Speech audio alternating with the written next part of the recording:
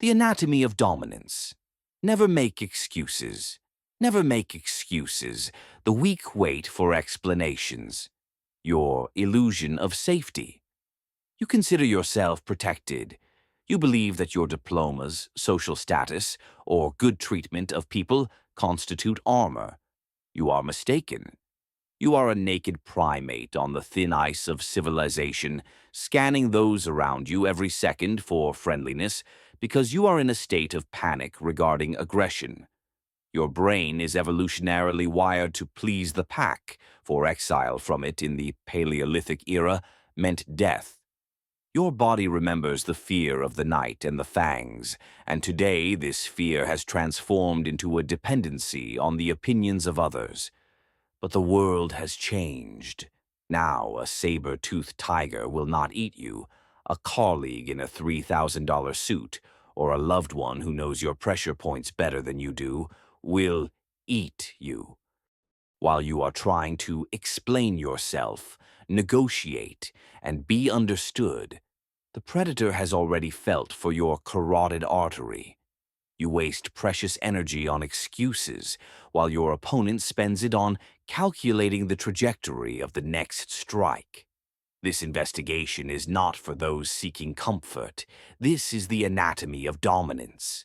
We dissect the lie that you call politeness and show you how true power works. We will study the will to power through the prism of Friedrich Nietzsche, casting aside the husk of Christian morality and positive thinking. Welcome to the real world. Here, people do not make excuses. Here, they win. Chapter 1. Information Vacuum. The Art of Silence as an Anxiety Trigger Phase. The Encounter. The conference room of the company Avant-Garde Tech resembled a sterile surgical suite. It smelled of ozone from powerful purifiers and the faint, cloyingly sweet scent of Elena's perfume. Black opium, a fragrance that Victor would now forever associate with betrayal. A report lay on the polished ebony table. It contained 140 pages of skillfully woven lies regarding the misuse of funds. Every figure was verified. Every graph screamed of his guilt. Elena leaned forward, placing her slender, perfectly manicured fingers on the edge of the table. Victor noticed how her pupils dilated, a classic sign of reward anticipation in the limbic system. Victor, we all understand, her voice was pathologically soft. Mistakes happen. You have been working yourself to exhaustion for too long. If you admit your guilt now and leave quietly, we will not hand the case over to the security service. You have a family, a reputation. Just explain to us, why did you do it? What was the goal? She is waiting, Victor thought. His internal monologue was as cold as Arctic ice. She is waiting for me to start floundering.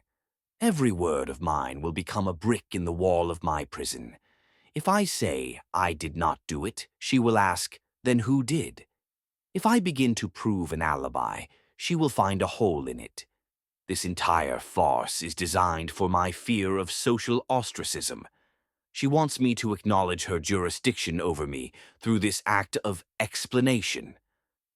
Victor felt the blood begin to pulse at the base of his skull. The sympathetic nervous system was at work.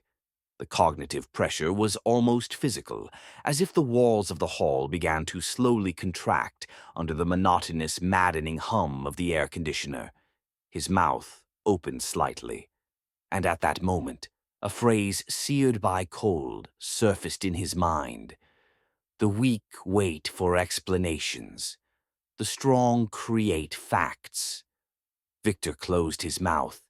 He did not simply become silent. He froze. He focused his gaze on the bridge of Elena's nose, depriving her of the direct eye-to-eye contact that could be used for emotional capture. 5 seconds passed. 10. 15. The silence in the hall became tangible, heavy like lead. Elena waited. Her smile began to slide away slowly, revealing nervous tension. She began to unconsciously adjust the cuff of her silk blouse. Phase.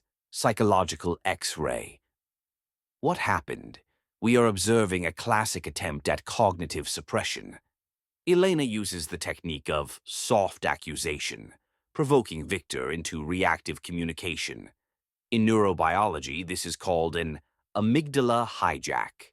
When a person hears an unfair accusation, their amygdala sends an alarm signal, demanding an immediate restoration of social status through justification. An excuse is a form of flight, an attempt to minimize damage through social agreement. However, an excuse is a voluntary recognition of another person's superiority. As soon as you begin to explain your actions, you transfer the role of the judge to your opponent. Victor's silence created an information vacuum. The human brain is a pattern-seeking machine. It hates the absence of data. When we do not receive an answer, we begin to fill the void with our own fears and projections. Elena began to think, why is he so calm? What does he know? Perhaps he has a recording of our conversation. Or has he already summoned lawyers? Biologically, Victor made the transition from prey to observer. By blocking the speech center, Brokaw's area, he forced the prefrontal cortex to work on analyzing the situation rather than on emotional discharge. His calmness is a demonstration of high rank in the primate hierarchy. He who remains silent owns the territory. Phase. The counter-strike. Victor waited for another 30 seconds. He saw a red spot appear on Elena's neck, a vegetative reaction to stress. Her fingers began to tap the table almost imperceptibly. "Is that all?" he finally uttered. His voice was low and absolutely dry, devoid of any interrogative intonations. Elena blinked. Her eyes darted around the room.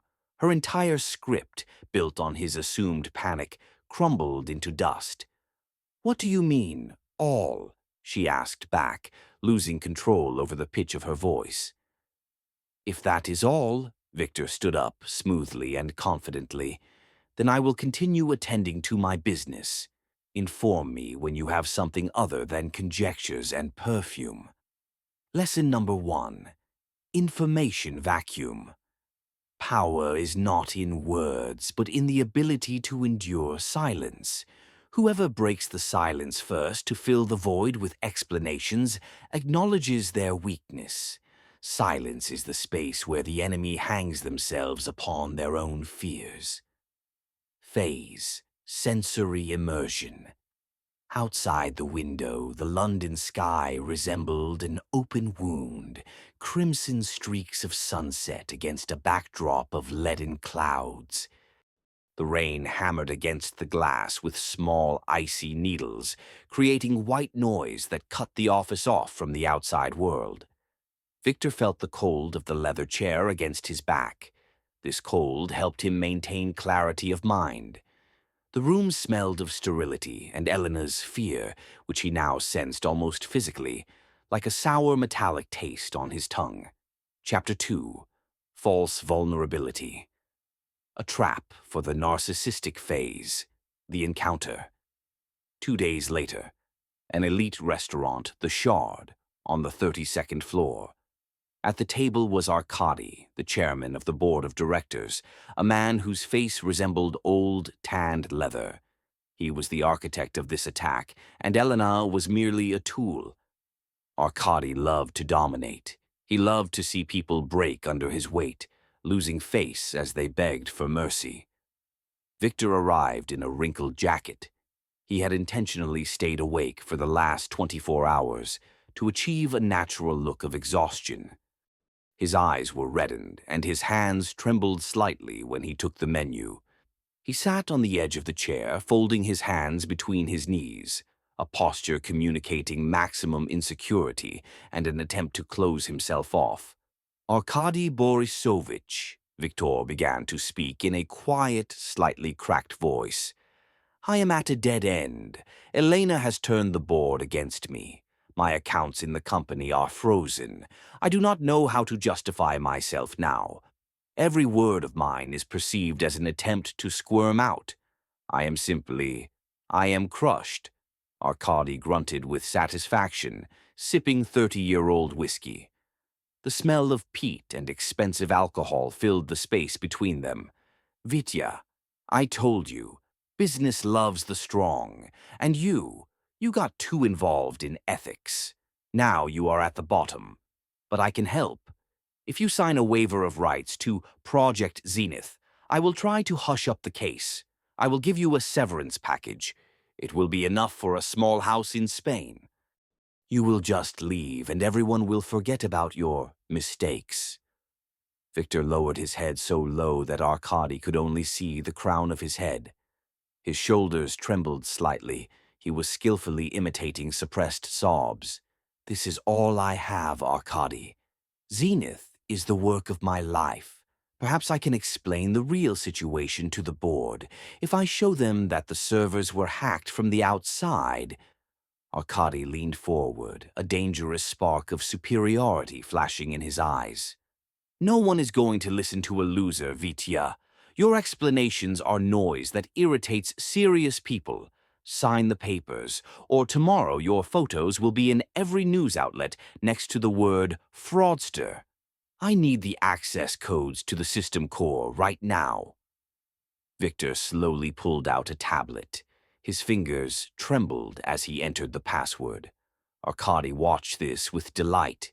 He saw before him a crushed beast. Phase. Psychological X-ray. Victor played a hand of false vulnerability. In ethology, this behavior is called a display of submission. In human society, this is high-level social engineering. When a predator sees an absolutely helpless victim, a biological mechanism of resource conservation is activated. Why maintain vigilance if the opponent is already knocked down? Arkady fell into the trap of cognitive blindness. His dopamine system was overloaded with the sensation of power. This state disables critical thinking. He committed the fundamental attribution error. He mistook Victor's external, staged behavior for his internal essence. Victor used microsignals of submission, slouching, quiet voice, avoidance of eye contact, to force Arkady to relax. The access codes he handed over led to a sandbox, an isolated digital environment mimicking the core. Every command of Arkady's was now being recorded as an attempt at theft. Victor did not make excuses, not because he had nothing to say, but because he was already building the scaffold for his opponent. His suffering was merely lubricant for the gears of the trap. Phase. The counterstrike. As soon as Arkady left, confident in his absolute victory, Victor changed in a second. He straightened up. His gaze became icy and sharp like a scalpel. He pulled out a second phone protected by encryption. The target has taken the bait. He has entered the system. Begin recording every packet of data. We are writing his sentence live. Let him celebrate, Victor thought, looking out the window at the lights of the night city. The higher he flies in his triumph, the more painful the fall will be. His dopamine blinded him, and now he will tighten the noose around his own neck himself. Lesson number 2. False vulnerability. Your readiness to appear defeated is the fastest way to force an enemy to relax and commit a fatal mistake. Let them celebrate a victory over your shadow while you aim for their heart. Phase. Sensory immersion. The restaurant was full of sounds, the clinking of crystal, muffled laughter, the whispers of waiters. No, for Victor, all of this turned into a distant hum. He sensed the taste of strong espresso, bitter and invigorating. The light from the chandeliers reflected in his eyes like stars in a cold well. He felt like a surgeon who had just made the first incision and was dispassionately observing the body's reaction. Chapter 3. Renouncing the Justice of Conscience. Excuse as poison for the soul phase. The encounter. Evening. Victor returned to his apartment in Hampstead. It was quiet inside, but this silence was electrified. His wife, Anna, sat in the living room, illuminated by only one dim lamp. On the table lay a tablet with the headline, Scandal at Avant-Garde Tech. Lead developer suspected of embezzling millions. Victor, her voice trembled with a mixture of anger and fear. Elena called me. She said terrible things. That you have been stealing company money for years. That you set her up. Explain to me what is happening. Look at me and tell me the truth. Why are you silent? Anna stood up. Her face was distorted with pain. She wanted him to hug her, to start convincing her, to provide hundreds of pieces of evidence. She wanted him to restore her familiar picture of the world in which he is a good person. Victor stopped in the doorway. He saw her tears. His old self, the one who valued comfort and family harmony, would have rushed to her. But the new Victor understood. If he began to make excuses now, he would lose the war within himself. Making an excuse to Anna would mean acknowledging that her momentary doubt had power over his truth. I will not make excuses, Anna, he said. His voice was as firm as granite. And I will not explain anything. How can you say that? She screamed. I am your wife. We shared everything. I have the right to know if I am sleeping with a criminal. You have the right to facts, but you do not have the right to judge me. If 10 years of our life mean less than one call from Elena, then my explanations will not help you. You are either on my side because you know who I am, or you take the side of my enemies. There is no middle ground. Choose right now. Phase. Psychological X-ray. Here we see a struggle for psychological jurisdiction. Elena used Anna as a tool of triangulation. This is a classic manipulation technique, involve a third party, most significant to the victim, in the conflict to create unbearable emotional pressure. The goal is to force Victor to discharge emotionally and start making excuses, which would make him weak and pliable. When a loved one demands explanations in a crisis situation, they unconsciously take the side of the prosecution. They are saying, my faith in you is conditional. Confirm that I am not mistaken. This is a form of emotional blackmail. If Victor begins to justify himself, he will fall into the dopamine trap of seeking approval. This would destroy his inner core. By refusing to explain, Victor applies Nietzsche's harsh principle of the pathos of distance. He asserts his sovereignty. His conscience is not subject to the judgment of another person. Biologically, this is the suppression of oxytocin dependency on a partner in favor of maintaining cognitive autonomy. This is an act of supreme egoism, which is the only way to maintain integrity under conditions of total war. Phase. The counter-strike. Victor walked past her into the kitchen and poured himself a glass of ice water. His movements were measured. I am going to our country house for a couple of days, he uttered dryly, without turning around. You need time to decide who I am to you. When you decide, call me. But remember, I will never make excuses for who I am. I do not have time for lawyers in my own bed. He left her alone in the dark living room. He knew that this rupture could be final, but he also understood that love based on constant proof is merely a veiled form of slavery. Lesson number 3. Never make excuses to those you love. Your honesty must not depend on their ability to understand you in moments of chaos. He who demands explanations instead of standing shoulder to shoulder already half believes your enemy. Your truth is self-sufficient. Phase. Sensory immersion. In the country house, it smelled of old, dried wood and dust. The wind howled in the chimney, creating a low-frequency hum resembling the sound of distant weeping. Victor sat in a massive armchair, staring at a blank wall. He felt the need to be understood slowly dying inside him. It was like frostbite. At first, it is unbearably painful, and then a strange, blissful numbness sets in. He was alone. He was free from the shackles of others' opinions. Chapter 4. Radical Pragmatism. Alliance with the Predator Phase. The Encounter. The country house met Victor with cold. He sat in the darkness, analyzing the situation. They think I am in exile. They are celebrating. But in the world of predators, there is no room for rest. While Arkady is calculating future profits, I must find a new point of support. He pulled out a laptop and opened a file codenamed Vulture. It was a detailed dossier on Mark, a man whose name was spoken in whispers in business circles. Mark was the main competitor of avant-garde tech and was known for his absolute lack of principle. He did not create.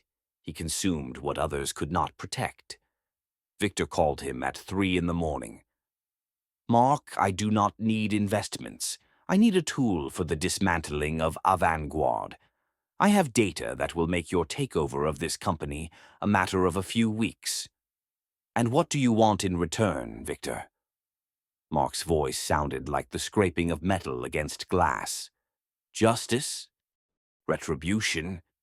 I do not give a damn about those words, Mark. I need resources to launch my own empire upon the ruins of their collapse, and I want to see them making excuses before the investigation, knowing that I am silent." Phase, psychological X-ray. Victor demonstrates radical pragmatism here. He completely discards the emotional ballast of the betrayal by Elena and Arkady. In ethology, this is called a change in survival strategy. If the pack has exiled the leader, he must not try to return and ask for forgiveness.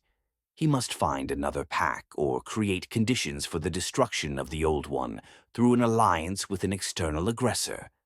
Mark expected resentment or anger from Victor. These emotions make a person predictable and cheap. But Victor offered pure, concentrated benefit. He used the effect of common interests, completely moving the conversation from the plane of personal relationships to the plane of the survival of the species. His brain switched entirely to operational calculation, ignoring social pain. Phase, the counter-strike. "You have 1 hour, Mark, for your lawyers to send me a letter of intent," Victor said. "The codes I gave Arkady are a trap. When he activates them tomorrow morning, the system will begin leaking data into your cloud network.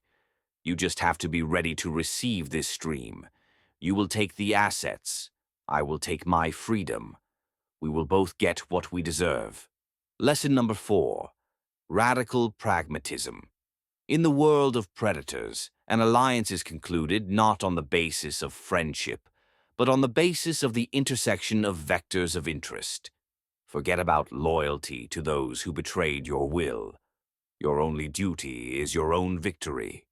Phase, sensory immersion. The rain outside was replaced by a thick, sticky fog that enveloped the garden like a shroud.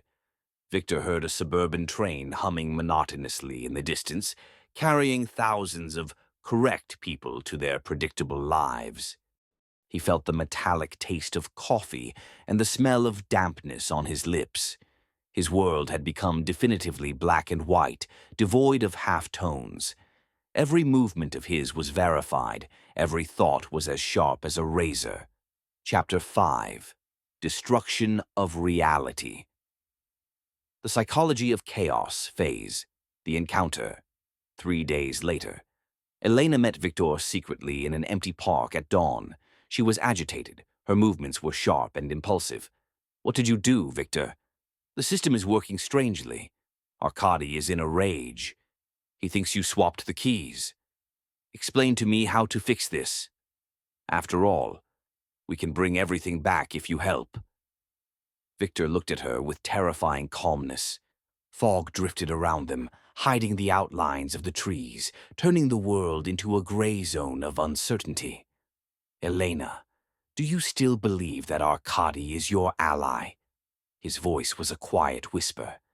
Have you seen his second safe in the office? It contains documents according to which all the blame for the hack falls personally on you. He has already leaked your correspondence to lawyers as evidence of your blackmail. To him, you are a lightning rod, nothing more. Elena froze. Her face turned pale, and her pupils narrowed to points. It was fear, pure and primal. You are lying, she screamed, but her voice broke. You are just trying to intimidate me.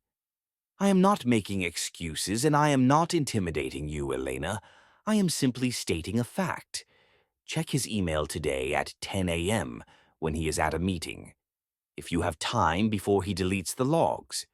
Your choice is to be an accomplice to his fall or my witness. Phase, psychological X-ray. This is the technique of destroying reality, gaslighting the gaslighter. Victor implants a virus of doubt into the opponent's consciousness. Elena, being a manipulator herself, is prone to seeing conspiracies everywhere. Victor uses her own nature against her. Under conditions of acute stress, critical thinking is disabled.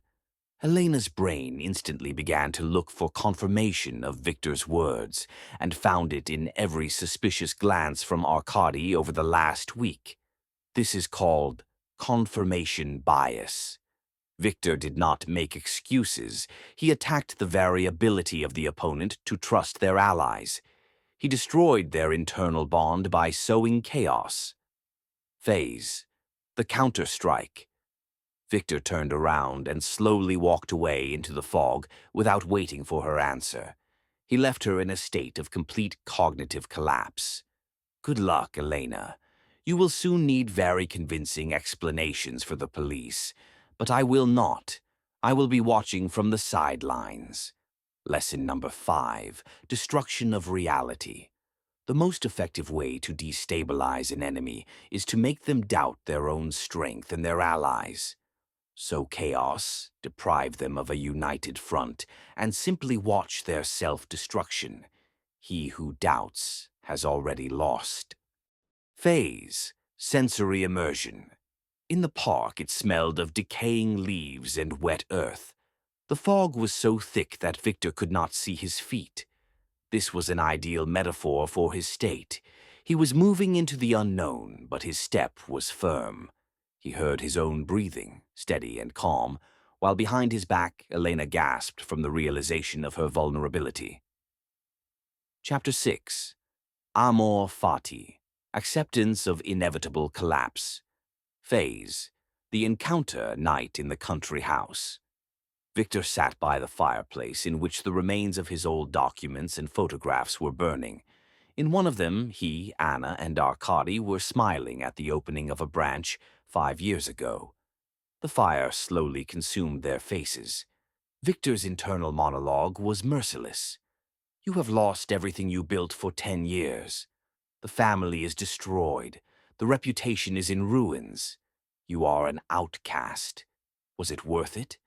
Would it not have been easier to apologize, accept Arkady's rules, and remain an insider? He closed his eyes and whispered, Amor Fati. Love your fate, no matter how bitter it may be. He did not try to suppress the pain from the loss of Anna. He accepted it as part of the necessary tempering process. He realized that his old personality must die in this fire to allow the birth of a new, more perfect form of will. Phase, psychological X-ray.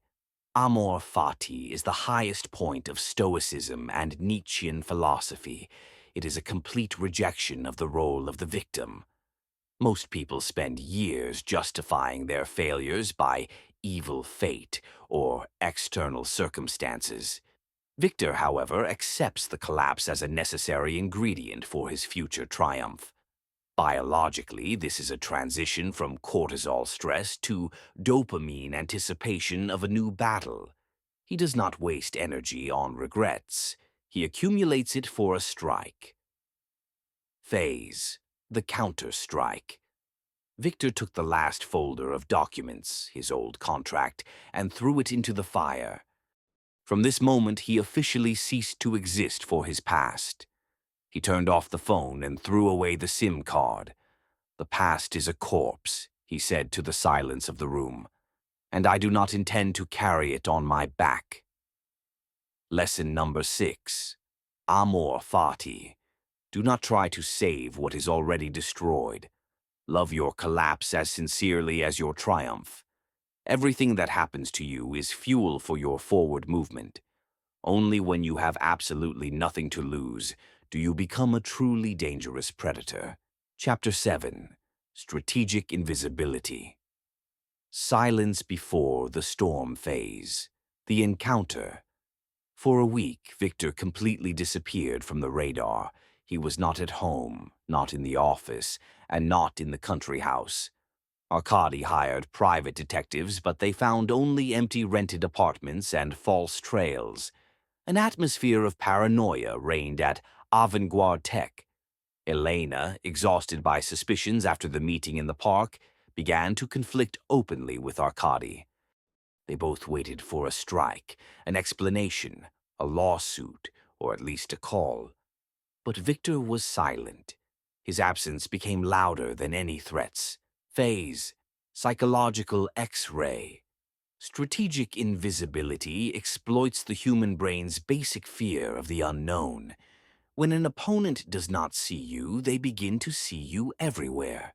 This causes exhaustion of the nervous system through the constant activation of hypervigilance mode. Arkady and Elena spent colossal cognitive resources on modeling Victor's actions instead of strengthening their real defense. The vacuum of information sucks in their will, forcing them to commit errors out of impatience. Phase. The counter-strike. During this time, Victor lived quietly in a cheap hotel in the suburbs, reading works on chaos theory and analyzing the data that the Zenith system was automatically leaking to Mark. He was not hiding out of fear. He was waiting until the enemies destroyed their own nerve cells themselves in anticipation of his next step. He became a ghost haunting their consciousness. Lesson number 7. Disappear when you are expected to make excuses or strike back. Your absence speaks louder than any words and frightens more than any actions. Force the enemy to fight their own shadow until they are exhausted. Chapter 8. The Mask of Sanity. The social camouflage of a predator phase. The encounter. On the 8th day, Victor suddenly appeared at an annual charity evening, attended by the entire board of directors and key investors. He looked flawless, fresh, calm, in a perfectly fitting black suit.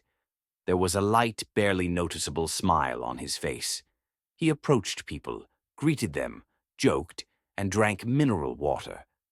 Arkady approached him, pale with rage and sleep deprivation. His hands shook as he held a glass of champagne. "Where have you been, you scoundrel? Do you think you can just come back and look me in the eye after what you have done? Explain yourself immediately, or I will throw you out of here." Victor raised an eyebrow in surprise, looking at Arkady as if he were a noisy child. "Arkady Borisovich, what are you talking about? I simply took a small creative sabbatical. By the way, the music is wonderful tonight, is it not? You look tired. You should rest more." He did not make excuses. He behaved as if no conflict existed. Investors stood around, looking with bewilderment at the enraged and unkempt Arkady, who stood in contrast to the unperturbed Victor. Phase. Psychological X-ray. This is the technique of cognitive dissonance and the mask of sanity. Victor behaves contrary to the opponent's expectations and the social reality of the situation. Arkady expected aggression or a plea, but met polite indifference. This forces those around to think that the one who is crazy or guilty is precisely Arkady, who is publicly losing his self-control. Victor uses social norms as a shield, portraying his enemy as an aggressor and a madman. Phase, the counter-strike. Victor left Arkady to choke on his malice in front of the entire city. He showed the investors who here controls their emotions and the situation, and who does not. His silence regarding the conflict was the most convincing proof of his strength and purity before the law in the eyes of the crowd. Lesson number 8. Wear the mask of sanity in the very epicenter of chaos. Your calmness and politeness are the most brutal form of aggression against one who is trying to provoke you. He who loses face before the public loses everything. Chapter 9. Transvaluation of Values. Final interception phase. The encounter. The day of the official meeting of the board of directors, where Arkady planned to finally exclude Victor and transfer Zenith to a third-party buyer. Arkady sat at the head of the table, shining like a polished brass basin. Elena stood nearby, ready to read the indictment. Victor entered the hall 5 minutes before the start. He silently placed a folder with the logo of Mark's holding company on the table. "What is this, Victor? More excuses," Arkady sneered. "We do not read them. Security, escort him out." "Security is busy right now, Arkady," Victor said calmly. "They are studying search warrants for your private offices, and this folder is a notification that 51% of the shares of Avantgarde Tech belong to Mark as of this morning, and his first decision was your immediate dismissal. Phase, psychological X-ray. This is the culmination of the will to power. Victor completely rebuilt the hierarchy for himself without engaging in arguments. He performed a transvaluation. What Arkady considered his triumph, the theft of the project, became the instrument of his destruction. Victor did not simply defend himself, he recreated the reality of the business. At this moment, Arkady's brain experiences a cognitive collapse. The shock causes a sharp release of adrenaline, which blocks the ability for logical thinking. He tries to cling to old patterns of power, but they no longer work. Victor, meanwhile, remains in a state of cold calculation. Phase, the counter-strike. Victor took the chairman's seat while the security, now new from Mark, politely but firmly escorted Arkady and the pale Elena from the hall. He did not say a single word in his justification before the rest of the board members. He simply opened the agenda. "We have a lot of work. Let us move to the first item." Lesson number 9. The will to power is the ability to turn your collapse into a bridgehead for a crushing offensive. Never ask for justice and do not wait for understanding. Create your reality through action. Your silence at the summit is the best answer to your enemies. Chapter 10. Eternal Recurrence. Life as an endless dance of will phase. The encounter. A month later, Victor sat in his new office on the top floor of a skyscraper. Before him lay a new report, this time about Mark's attempts to absorb his personal company. He understood that Mark, his temporary ally, was now becoming his main enemy. For a moment he felt deathly tired. Struggle again, betrayals again, silence instead of explanations again. But he looked out the window at the awakening city and smiled. He felt a surge of strength. This is his life, his eternal recurrence to himself. Phase, psychological X-ray. Eternal recurrence is Nietzsche's philosophical concept that has become a psychological support for Victor. It is the readiness to live one's life with all its battles, losses, and cold, an infinite number of times, without complaints, without excuses before fate, without searching for a quiet harbor. This is the highest form of psychological resilience of the overman. He accepts the struggle not as a curse, but as the only way for the will to exist. Phase, the counter-strike. He closed Mark's report and pressed the secretary's call button. Connect me with Mark and prepare the contract for the launch of Project Zenith 2. We are starting a new game, this time without intermediaries. Lesson number 10. Life is an endless war of wills. Accept this as a gift, not as a punishment. Never make excuses for your success, your hardness, or your path. Be ready to repeat all of this eternally. You are a warrior, and your battlefield is this entire world. The overman in the concrete jungle. Victor lost everything that ordinary people consider happiness: a peaceful family, a stable job, the approval of colleagues. No, he gained something much more valuable: his true nature and absolute freedom from others' jurisdiction. He was no longer a slave to others' expectations. He stopped wasting his life on explanations that no one wants to hear anyway. Every step of his was now a conscious act of will. The world around him remained the same, cold, cruel, full of predators and traps. But now he was the most dangerous of them, because he knew the main secret hidden behind the mask of civilization. Strength is not the amount of money or connections. Strength is the ability to stand in the center of chaos, to be silent and to act, never looking back at the pack. Remember this: the next time someone demands an excuse from you, just be silent. Feel how this icy Nietzschean calmness grows inside you, and let your actions become your only explanation. Never make excuses. The strong create history. The weak create only the comments to it.